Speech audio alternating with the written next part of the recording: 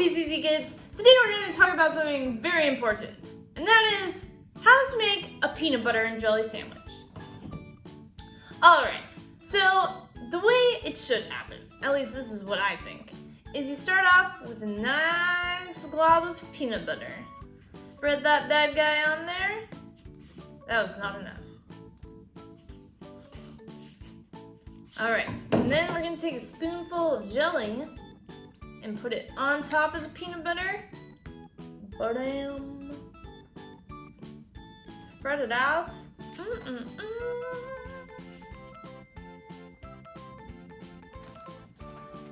And then slap another piece of bread on there. And munch. Now I know what some of you are thinking. That's not the way that I make a peanut butter and jelly sandwich. And that's okay. There's a ton of ways to make a peanut butter and jelly sandwich. Like, maybe you get a little crazy and you go jelly first. And then a nice bunch of peanut butter.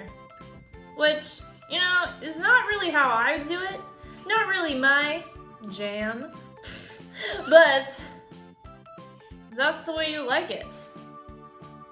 Yeah. Also, some of you guys use the crust part. That's up to you.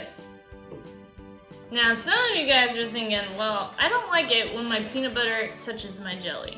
Which I think is kind of weird, but, you know, to each their own. There's different ways to make peanut butter and jelly. So maybe you put a little peanut butter on this guy, and then you stick a bread on there, and then you do jelly on this guy. This jelly is a little tough to spread.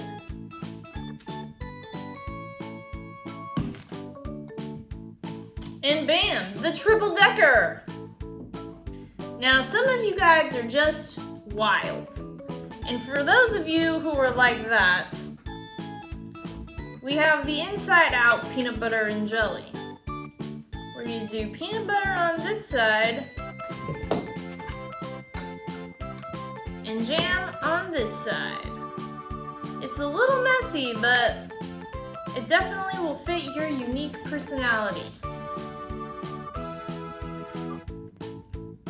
Now for our artistic folks, that was really hard to say. We have the checkerboard style where you do peanut butter in this square right here. And a little bit more peanut butter in this square right here. And then we do our jelly very carefully right there and right there. And it gets real crazy when you have to make this decision. Will you fold it in half or stick another bread on top? Up to you. Alright, for all you minimalists out there, our peanut butter and jelly sandwich. Done. Alright, now I know some of you guys are really hungry, and just a simple peanut butter and jelly is not going to be enough. So I have a plan for you.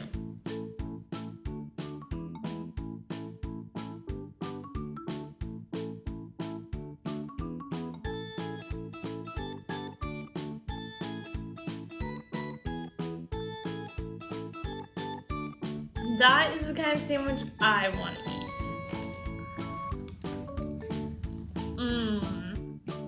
And finally, for you DIYers who just like to have fun and get crafty, just stick your hand straight in the jar.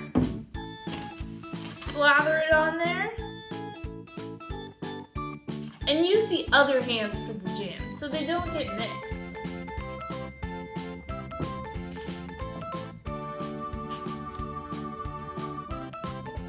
Sometimes it gets tricky.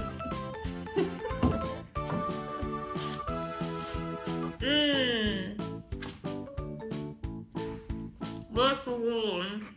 As you can tell, there are like so many ways to make a peanut butter and jelly sandwich. And none of them are wrong. It just depends on what your opinion is. But there are some things that don't have a ton of different ways to make them happen. In fact, I'm thinking of one in particular. It actually says in John 14, verse 6, Jesus said to him, I am the way, the truth, and the life, and no one comes to the Father except through me. Jesus is telling the people that there is no way to get to God except through him. Jesus is the only way to be with God, the only way to have eternal life, the only way to go to heaven. And that's really important to remember, because some people in the world might tell you that there's a bunch of different ways, just like peanut butter and jelly sandwiches. But guys, it's just not true. It says right there in the Bible, like I said, Jesus said, I am the way. He didn't say that there's a bunch of different ways. He said he was the way, and he is the only way.